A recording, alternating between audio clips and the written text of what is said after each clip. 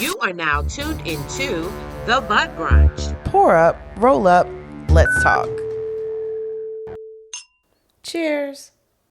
Welcome to the Bud Brunch, where cannabis, culture, and conversation come together. What's going on, y'all? This is your co-host, Lucia, your unapologetic cannabis advocate and the queen of homegrown. From seed to smoke, now y'all know I am all about cultivating that community and some good green.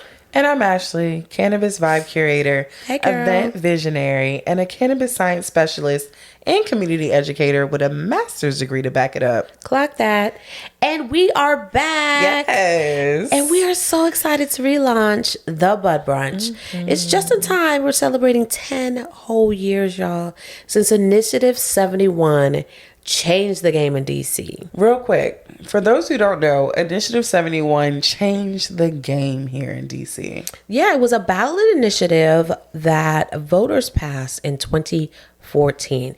And it made it so that people that are 21 and over, if you're in the borders of Washington, D.C., our nation's capital, that you can actually illegally possess up to 2 ounces of cannabis on your person. Right. You can also gift it to friends and family members, just as long as they're also 21 and over. But one of my favorite parts was it allows you the possibility to cultivate your own cannabis, which is the best thing ever. Everybody should have the freedom to do so if they please. And you can cultivate like up to 6 plants if you're individual staying in a home, and then up to 12 if you have more than one adult living with you. So that was really awesome. One of those great things that helped change how the world is looking at cannabis. But here's the kicker, though, right? Selling it was still illegal. Still illegal. Off the shelves. So folks got creative, basically, what we always do. And what came out of that was this whole gifting economy that helped legacy growers and entrepreneurs survive and thrive in that gray area that we're in. Yeah, and that was the past 10 years. Yep. And it was the opportunity that allowed the Bud Brunch to be born and created. So shout out to Initiative 71. And it's also Cannabis Freedom Day. Cannabis Freedom Day. What? For the people that don't know, what is that? Well, Cannabis Freedom Day is actually celebrated on 5/20, 1 month after 4/20, which is the Cannabis Celebration Day.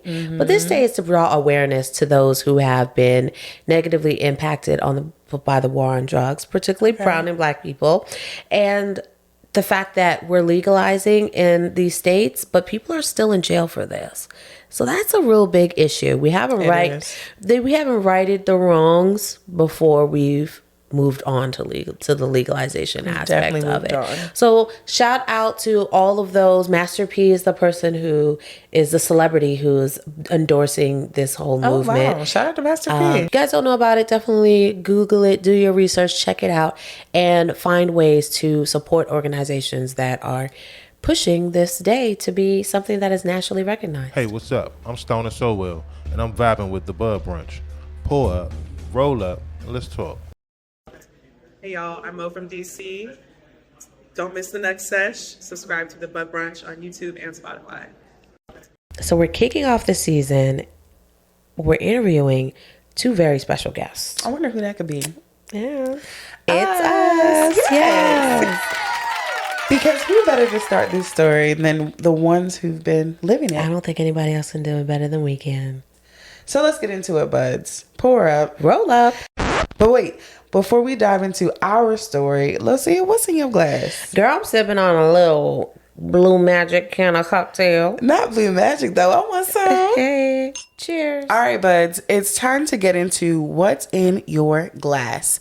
The part of the show where we sip, sample, and spill on the latest cannabis and cannabis-infused treats.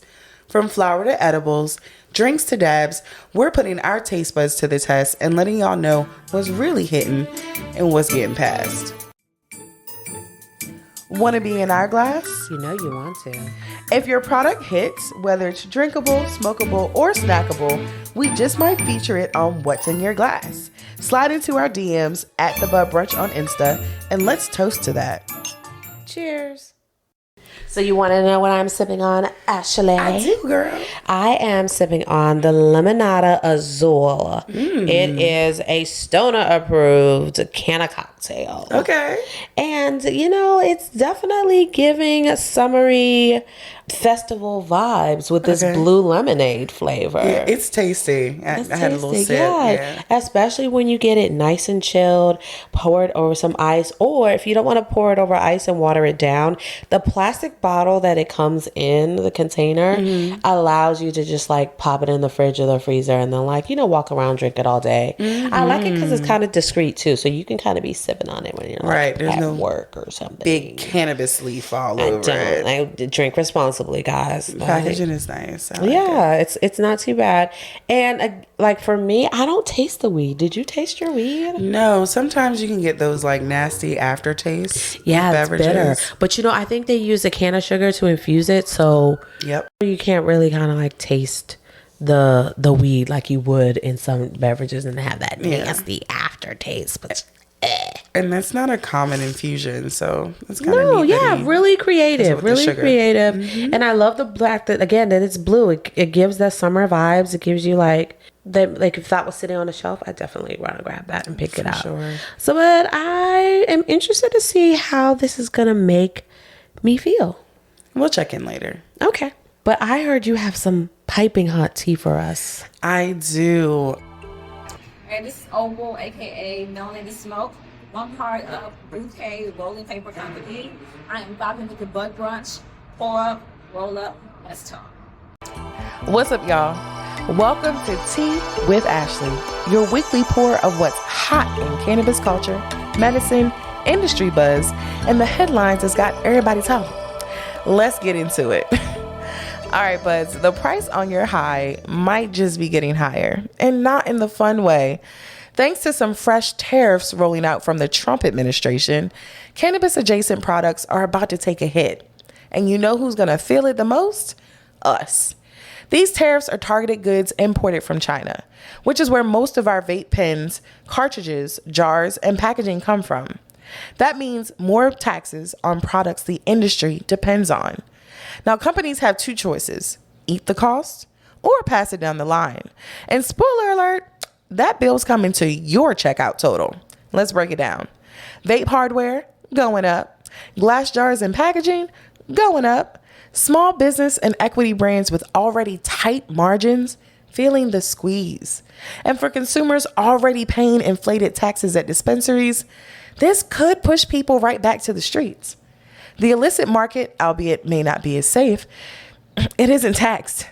It's cheaper, and let's be real. If prices keep climbing at the dispensary, the streets might come calling again.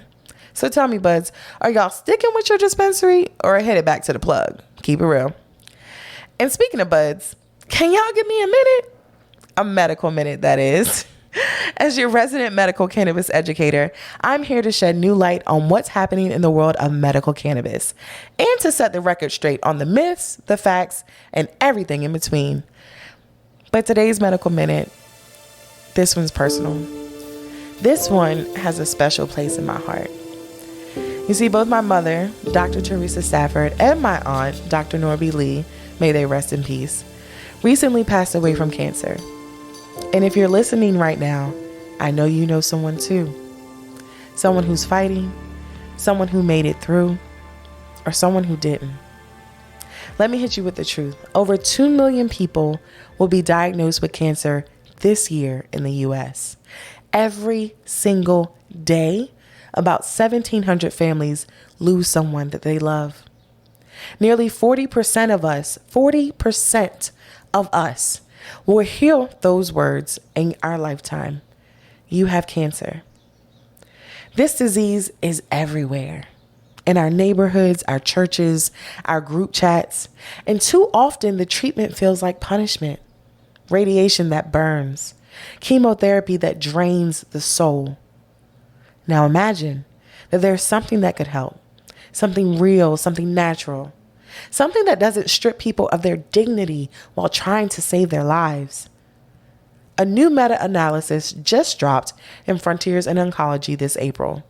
It looked at over 10,000 studies on cannabis and cancer. And 75% of those studies showed something good, something powerful.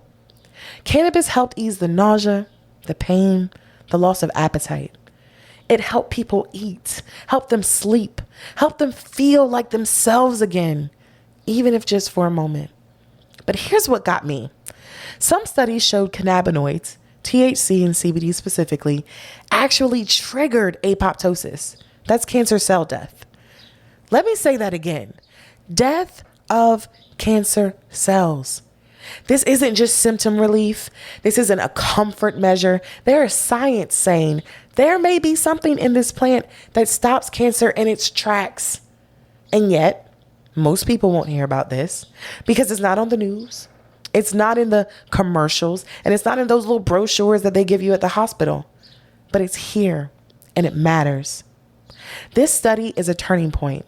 It moves cannabis from the sidelines to the center of the conversation, and it's about damn time. Don't just take my word for it. If you want to read it for yourself, it's in Frontiers in Oncology, April 2025. But of course, I'll keep you posted. Because here on Tea with Ashley, we don't let the truth go quiet. And that's a wrap for this week. Stay lifted, stay tuned, and I'll catch you next time on Tea with Ashley, where I spill the tea and spark the convo. Now go sip on that.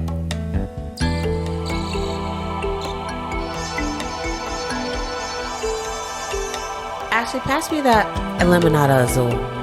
There you go, girl. I need to fill up my glass with some more of this can of cocktail. Can I get a refill? I got you. So we can get into our next segment where we're telling our stories. Yeah, the Bud Brunch was originated because we wanted to tell people stories. Mm-hmm. And I think it's only fitting that our buds get to know our stories. Yeah, because it's been years since our first and last Bud Brunch episode in 2017. And so much has happened. It has. We were one-hit wonders, but look at how we've grown. Yeah. Now. Well, let's get into that. Pour up. Roll up. Let's talk. Blaze word alert. Our guest doesn't know it, but anytime you hear today's blaze word during this episode, if you're 21 and over, we need you to spark something or sip your can of cocktail. Cheers. Hit it, sip it, and stay locked in. This episode's blaze word is Initiative 71.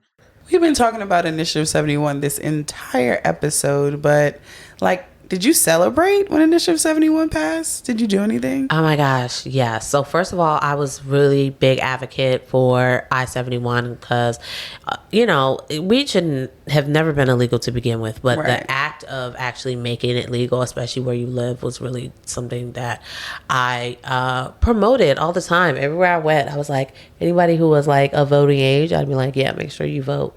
I didn't know that. On I-71. And turn the ballot over. They put it on the back of the ballot.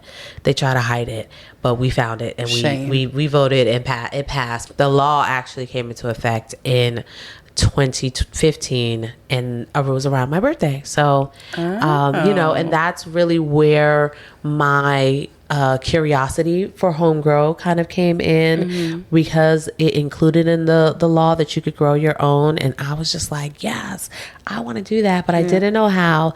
And there was a big convention that was going on that weekend. It's actually a convention where I met Phone Homie for the first time. Oh, wow. And I fell asleep learning how to grow. Not fell asleep, child. Yes, the language was a little bit overwhelming and it was a long presentation. And so I think that people can definitely work on their delivery when it goes to teaching how to grow. But that's neither here nor there. She just dropped a gem for y'all. So that's how I brought in I-71. Okay. And it's always a regular celebration for me since it's around my birthday. Nice. But I'm sure Initiative 71 wasn't like your first run-in with cannabis. Right. How did you get introduced to the plant? Back in, of course, just being in high school, somebody had some drugs and, one of those things that to pass the time that they did in my area was, smoking cannabis. And, eventually peer pressure got to me and I would consume, with friends, parties and stuff like that. But I would say that I did not learn how to really enjoy my high until I became an adult. It kind of made me paranoid at first, and I really, really didn't like to consume. How about you? Do you remember when you first got high? I do. My first experience, while typically people smoke, mine was with an edible that I made myself. Terrible experience. I had this Valentine and we went out on a date, and he was a stoner. I wanted to make him an edible. I thought it would be cute. So me, being a novice, I didn't know that you were supposed to make canna butter. So I just threw all the weed in the cake batter. Yeah, girl. And he ate it, though. Shout out to Zoe. Okay, He ate that thing. That thing must have been nasty. So dry. It was chocolate? It was vanilla. Oh. It didn't even hide the taste. If it was right, chocolate, we could, you might get it out on the back end, but oh yeah, he liked terrible. You. And I had a little heart cut out and everything. It looked good. It didn't taste good. But he ate it and tried to wash it down like a Popeye's biscuit. It was so dry. But I had a little piece myself, and while it tasted terrible, we did get a little buzz. It was a nice date. We went to see Cat Williams. Was that not a thing? The infusing of it, or I guess in the process, some of that THC did kind of infuse into the batter. I don't know how it worked. There was no decarb. I did nothing. I didn't even take it off the stem. Okay, I just put it. You just put it in there. The batter. Oh my gosh! You know what that reminds me of? The Little Rascals, when they put the cat litter in the sandwich, and she sat there and she was like, and that was Zoe. That was my date. Oh, what a trooper! Shout out to him. Take some notes, guys. For sure. If she likes it, you love it. And he loved it. He did.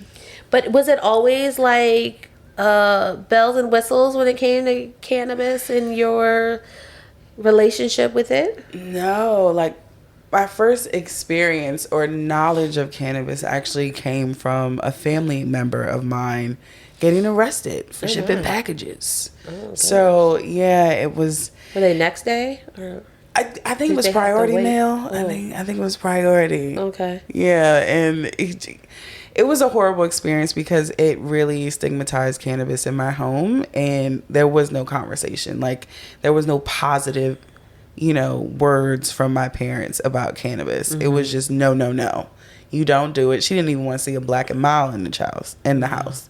So, but yeah, it made me stay far, far away from the plant until college. Almost my senior year in college, actually. And what changed for you in college that made you like, oh, I like it? I met a man and he was using cannabis and I saw it and it didn't affect him negatively. He was going to class and he was doing all right. And I just wanted to make him a little edible. And really, that's the only thing that made me feel comfortable with it is other people using it around me. But did you then start to smoke or did you continue on your path to edibles? It was edibles for a while. The first time that I smoked was almost my senior year. And at that point, it was just too much for me. That's why I'm an edibles girl now, still to this day. Yeah, I never really had my first edible until I-71 for real. Because I always thought like with an edible, because I heard like a lot of stories. So I always thought like you'd get like really crazy, like out of this world high. And I never wanted to be that high. So I was just like, I'm just never going to do edibles. And I never really did them till I-71 and the Grove Lisa brand came out and everybody wanted to give me their edibles. Oh, that's not a bad thing. I don't know. That sounds like a great thing to do. A good problem to have. Well, as somebody who doesn't consume regularly, it was interesting. And then, those early days, the shit was strong. People were putting real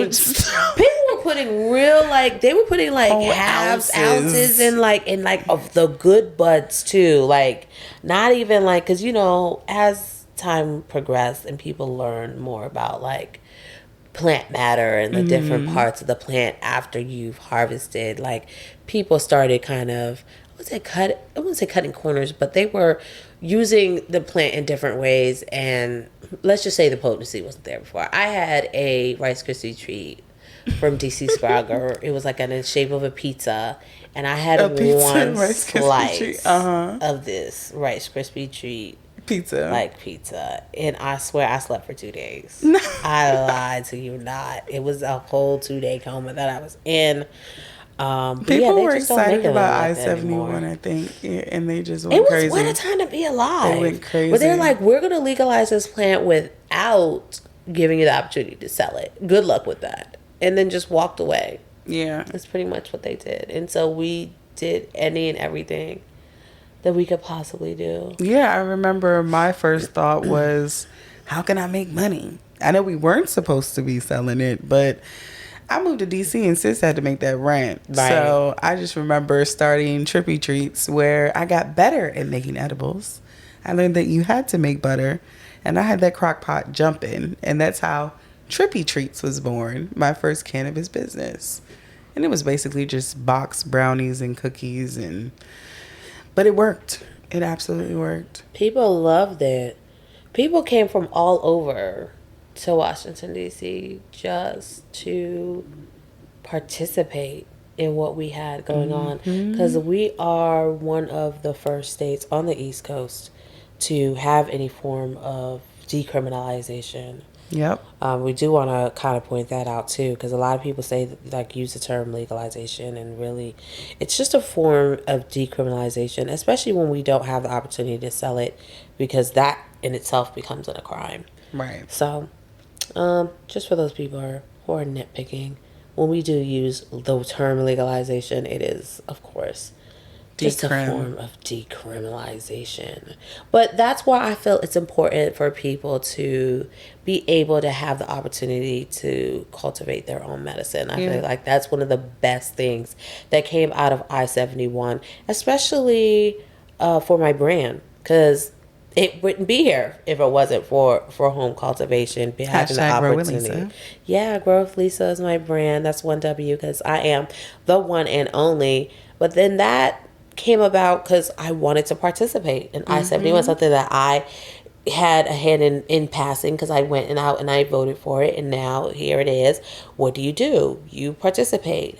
So with me being trying to participate and having the opportunity to be on Viceland Weedy Kids, that's season 1, episode 8. Yes. Tell us about that. That was crazy. You were on national TV. I know. I'm with on a demand. tent. On demand still. You can watch it right now. Yeah. Stop what you're doing. That was an interesting experience. Because again, really excited about the law passing and wanted to take advantage of home grow stuff. I went out to the events and I started networking. In one of the events, I found a grow partner.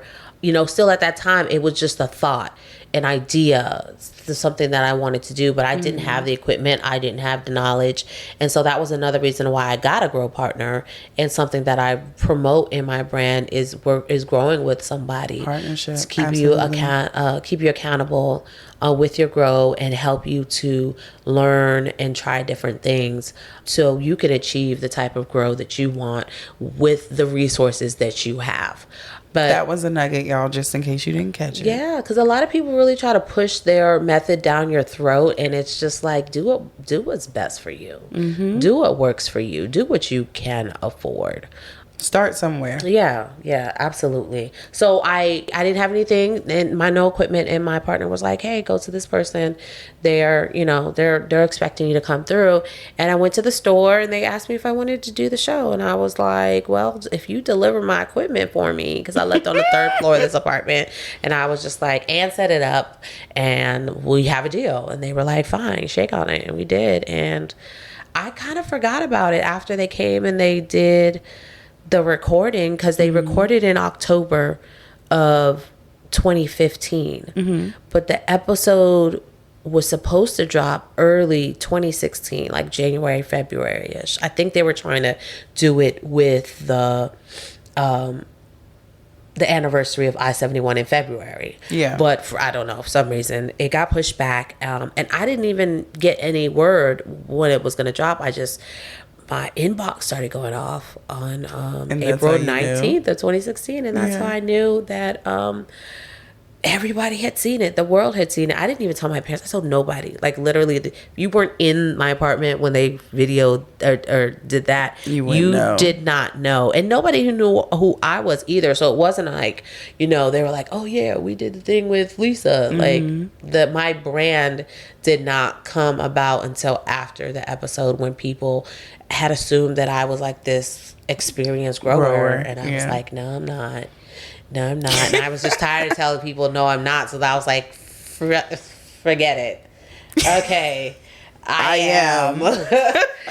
But not, and it wasn't me though. It was really the resources and that I gained from the grow community that was birthed because of I-71. We keep bringing it back to I-71. It just brings together so many people. Changed our lives, for sure. And and especially when we talk about bringing people together, I think that was something that you were really good at.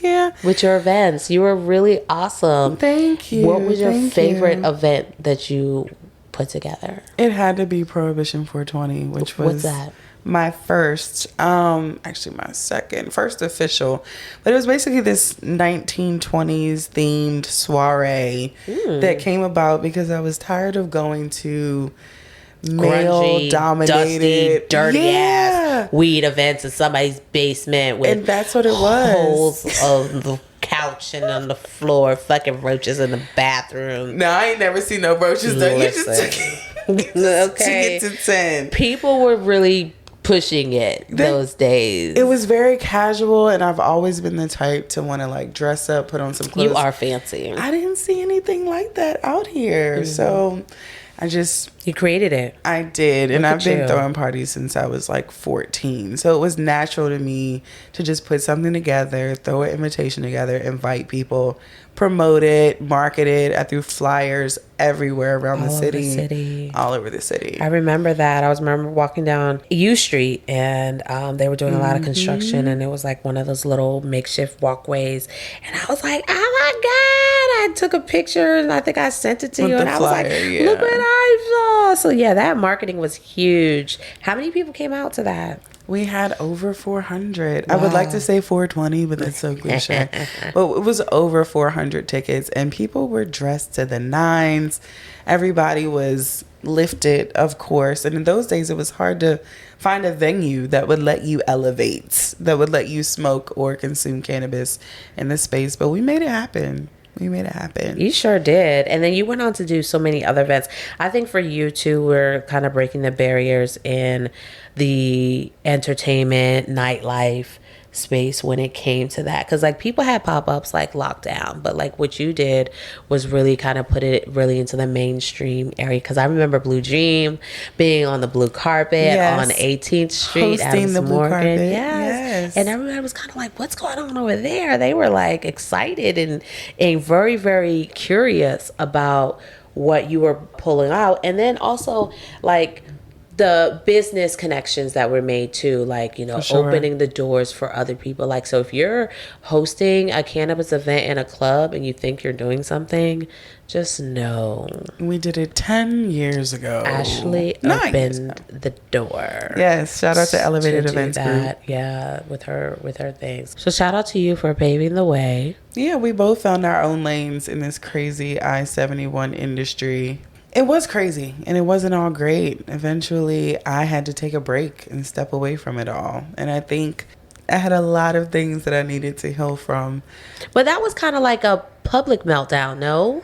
It absolutely was. I think that's how Tea with Ashley actually started, was on Facebook Live during that public meltdown. The internet is one hell of a drug, y'all. It is one hell of a drug. But it all started with a friend I thought was a friend that ended up sexually assaulting me, and I didn't tell anybody about it.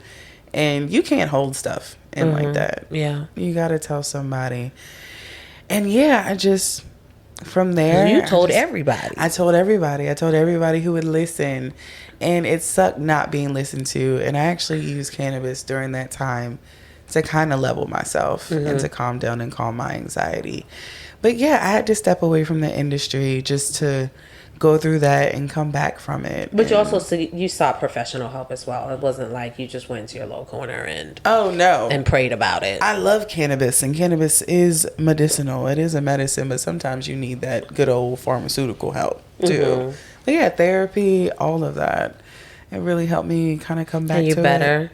Am I better? Yeah. I think so. I think Tea with Ashley is a little different now. But okay. Yeah, we're back. Definitely got a little spin to it. We're back for sure. Well, welcome back. So great to have you back. And you took a little pause too. What was going on with you?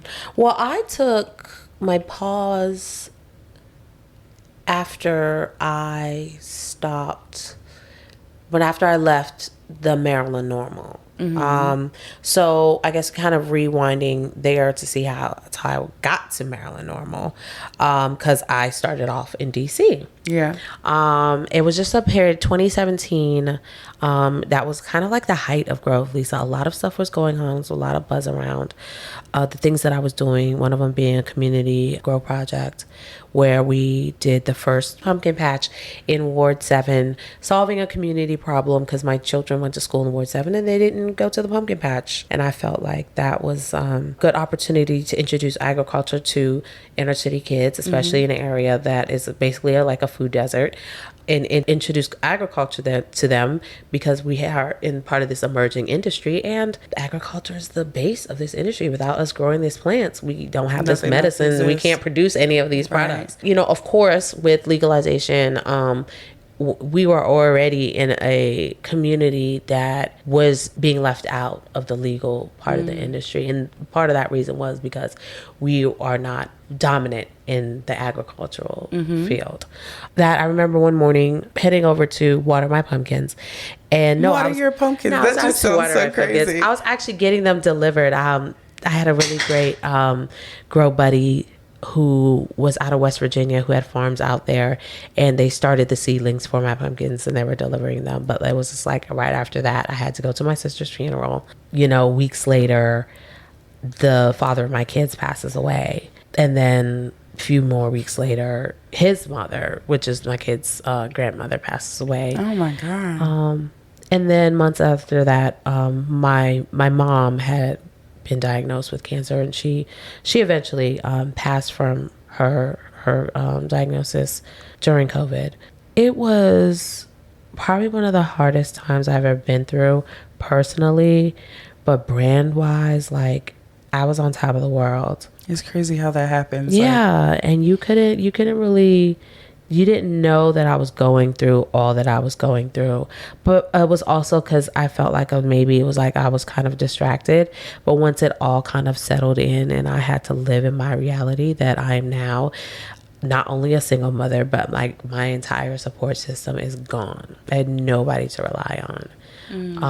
That I felt that I could like trust, literally just drop my kids off and walk away and like be about my business. That was a really, really, really hard time for me. With that, I decided, well, you know, let me leave the city. As we sometimes do. I left the city and went back to what I thought was a safe, familiar place.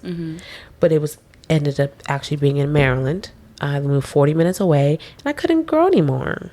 Shame on Maryland. Yeah. Shame on Maryland. They fixed that. So, and that's kind of how I got involved with Maryland Normal. As I came in as a volunteer and then was an interim executive director during the 2023 year where adult use was legalized. And with that came the home cultivation. But that was probably more exhausting than it was growing pumpkins.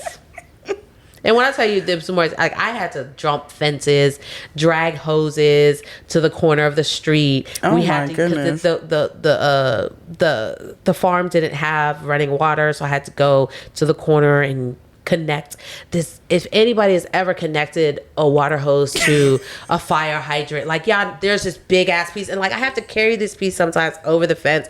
Like it was so much work, but nothing drained me more than being on the Maryland Normal Board. And that's not because of the people that were there. I loved everybody that I had the opportunity to work with. The coalition that we work with were great, amazing people. It was just politics is exhausting. Politics are exhausting. Doing the right thing in politics is probably, I feel like they're designed to just be there to not do the right thing. Like, how can they make doing the right thing the most impossible thing in the world? A word. And that's what it felt like, constantly having to introduce these different bills.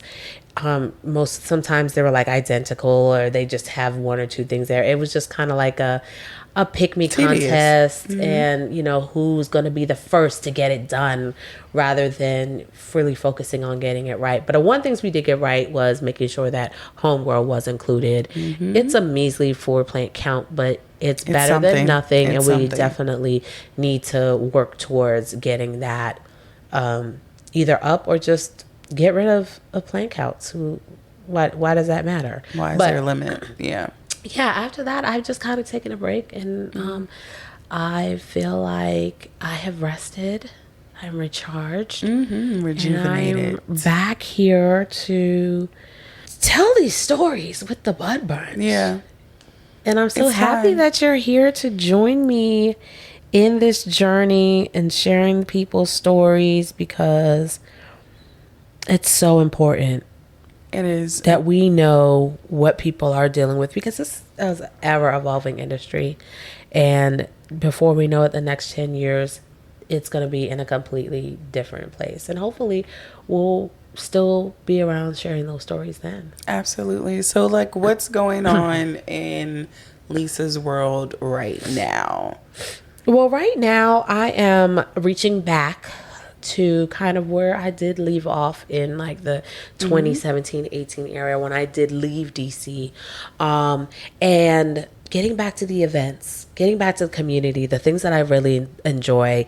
While, I didn't enjoy my time with Maryland Normal, I will say that there are people that are built for politics, whether you're an advocate in the space or you are an actual politician. It just wasn't for me. I love to see my impact. I love to interact. See the fruits of your labor. Yeah. And so being on the boots on the ground in the community, getting back to those wonderful things, getting people moving, getting people excited about home cultivation. Yeah.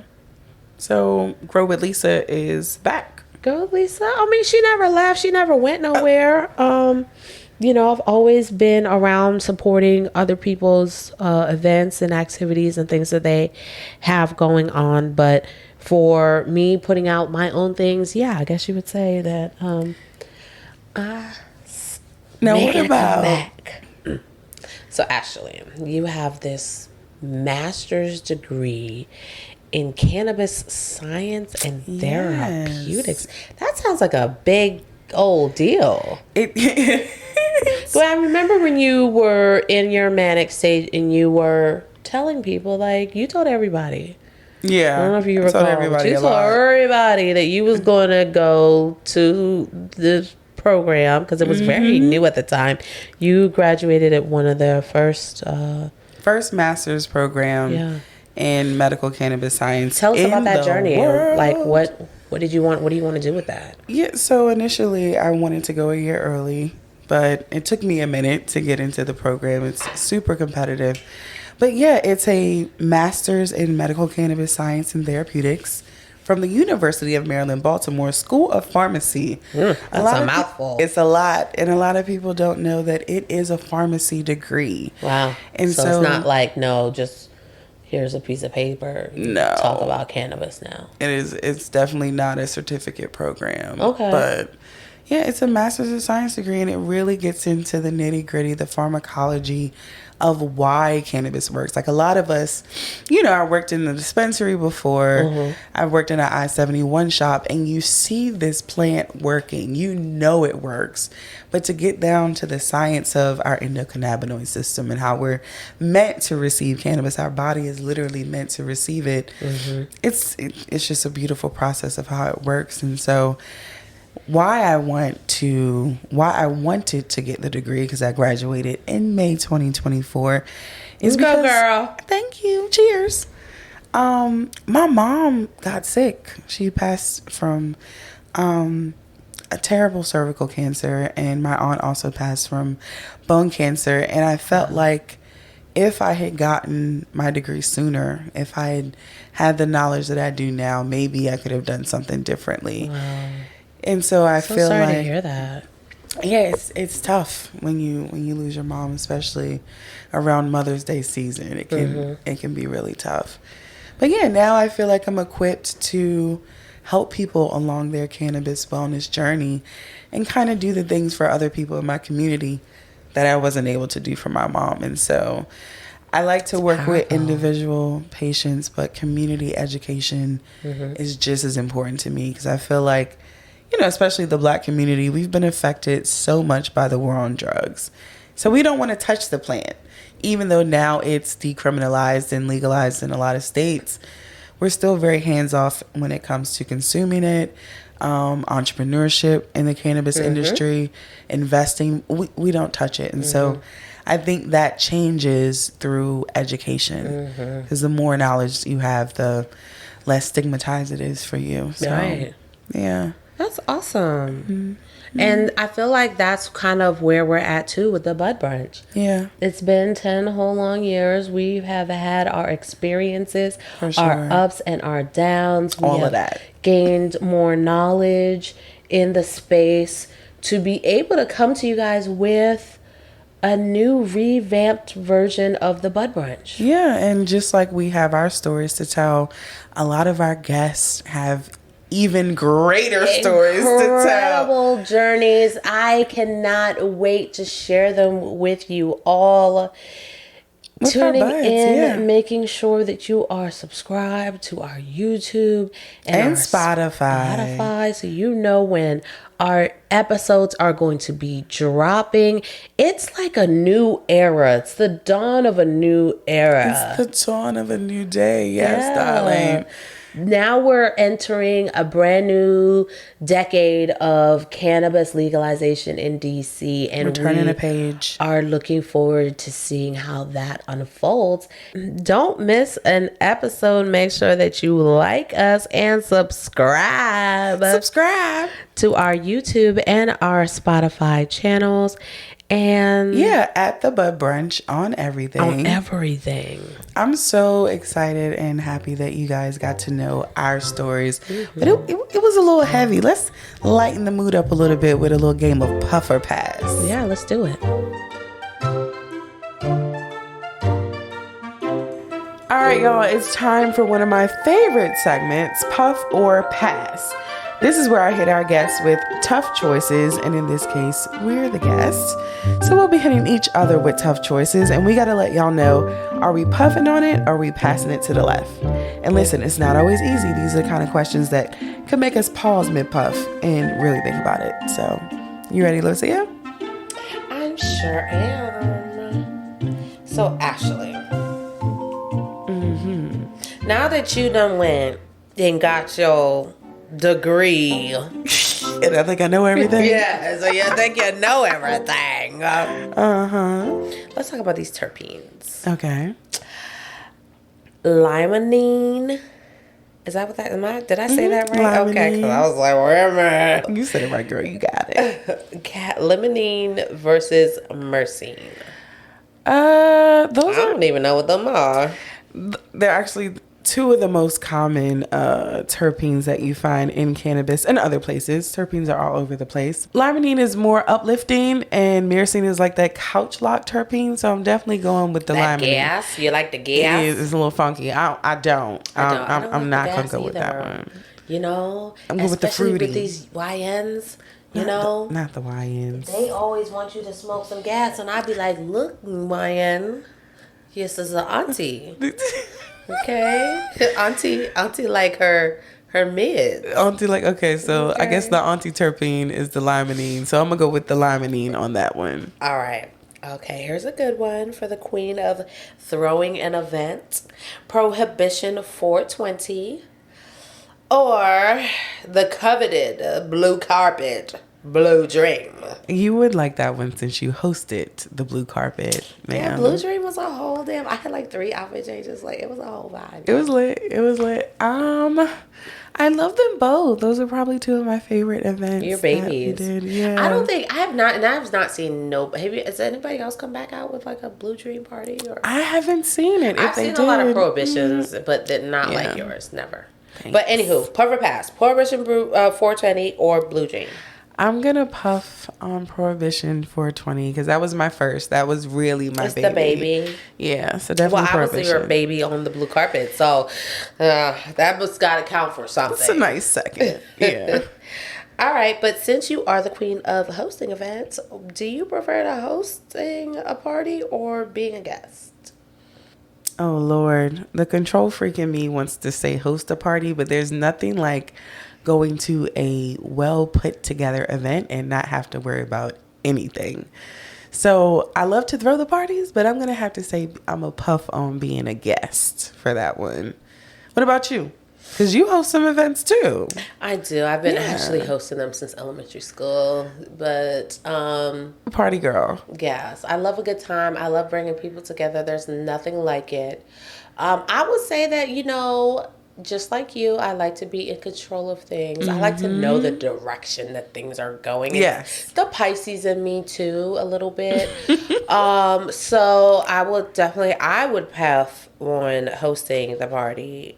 Okay. And pass on the being the guest. Although I have been a guest to some great events, but I'm good. I want to know what's You happening. need to be in control. I need to know. I can see that being your friend for all these years. I can definitely see the being in control part. But we can move on. Wait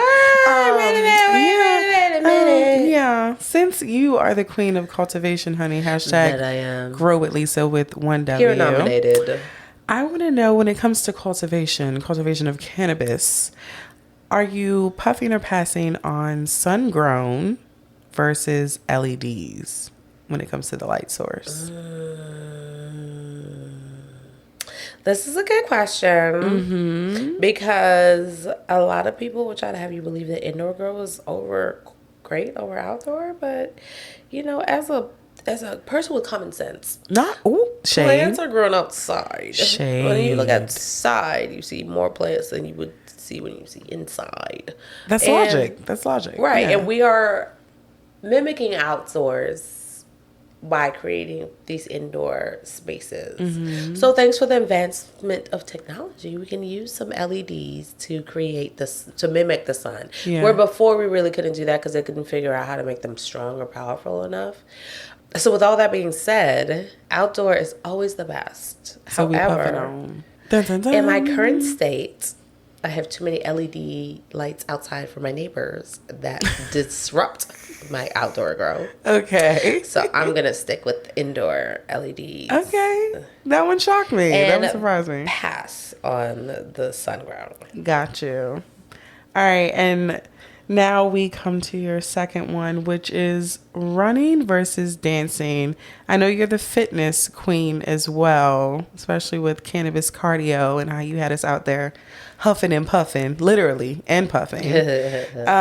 Puff or pass, Good running times, versus y'all. dancing. Cannabis cardio is a great thing. We did some dance fitness there. I did do dance fitness classes, which are so exciting. So look out for a cannabis cardio session coming to you soon. Cheers. But I also love to run. I love cardio overall because I can think and work out or like get in a physical activity at the same time. I'm a busybody, so I love to Move around. But I would say, especially after coming off running the Army 10 miler, Ooh. I almost died. I prefer a good dance. I like to Okay. shake this big old booty. So I'm going to puff on the dancing and pass on the running. Even I though expect I'll that. listen with some good shoes and a good playlist. No, I expected that because you're definitely always got on the my dance list. floor at any function. Listen, I'm dancing any and everywhere. Yes, I was at work this always. morning packing shelves at the Giant at 5 a.m. and I was dancing to some 1980s pop music. I can and see, people yeah. are looking at me like in the middle of Southeast But no, that's another thing we have in common too. We both listen to all genres of music. Yes. Yeah. I love it. All right, and your last one. This one might be a little tough for you, because I can see you liking both solo sesh or group sesh. Puff or pass? I get a lot of solo sessions throughout my day because I'm always on the move. I don't really, some people like consume is a meditative thing for them. So like being home, being still, it's like a nightcap or something like that works for them. But I move around a lot. But Booked and busy. love a group sesh. Yeah. I love the ability to just chat with people, pass the J. I feel like sometimes when you're in that state of elevation, especially if you have like a really good strain that like stimulates the mind to like induce like certain types of conversations. Deep conversations. Yeah, you can learn a lot about people that you actually spend a lot of time with and probably wouldn't even know unless the weed has activated that part of your brain. It opens your mind. Yeah, so I'm gonna puff on the group sesh and I'm going to pass on the solo sesh because I can do that anytime. Okay, well, this was fun. I felt like, the buds got to learn a little bit more about us. They sure did. And that was Puff or Pass, which you will be hearing regularly on the show, where there are no wrong answers, just real ones. And I think we passed the vibe check, girl. Girl. Yes.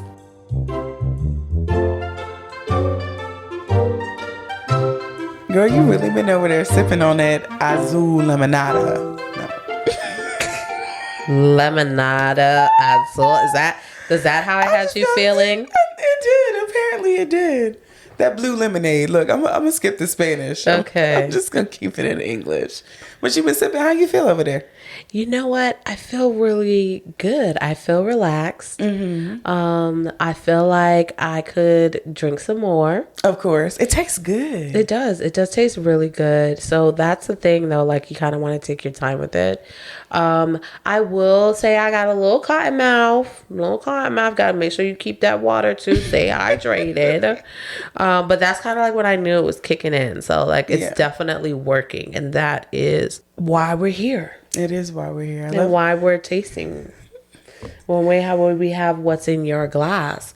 So on our glass scale. On our glass scale. How many cheers are we giving our Lemonada Azul? On a scale of 1 to 5. How many cheers? I'm gonna give it a 4. I'm gonna give it 4 cheers. Cheers. 4 cheers? Yeah. Okay. We like the presentation. Color was bright. It tasted good. Taste is everything and for the me. effects. The effect is great. I feel energized. I know you got the relax, but I feel like, I could do some emails after this. Okay. Yeah. Next up, we're sitting down with Mark Naguib, the man behind Pink Fox, one of the most talked about cannabis brands in DC. What started with a pink Ziploc and a dream turned into bold moves from underground to the license game. He's given us the real on legacy, loss, and what it takes to survive DC's cannabis roller coaster. You might think you know Pink Fox, but trust, you've never heard a story like this. So make sure y'all tune in. What's up? It's Mark from Pink Fox. I'm excited to be a part of the Bud Brunch combo. Cannabis, community, and real conversation. And that's it for this sesh, y'all. I'm your co-host, Lucia. And I'm your co-host, Ashley. And this is the Bud Brunch, where we do it For the culture. for the community, For the conversation. Until next time. Bye. We want you to be one of our buds. And you can do that by following us on Instagram, Spotify, and our YouTube channels at The Bud Brunch on everything.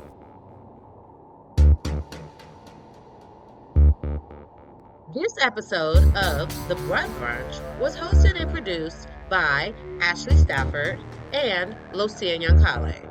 Special thanks to DC Scrogger for donating the equipment that helps bring our voices to you. Music for this episode is licensed and used with permission. You can find those credits in the caption. Thanks for listening, and we'll catch you next time.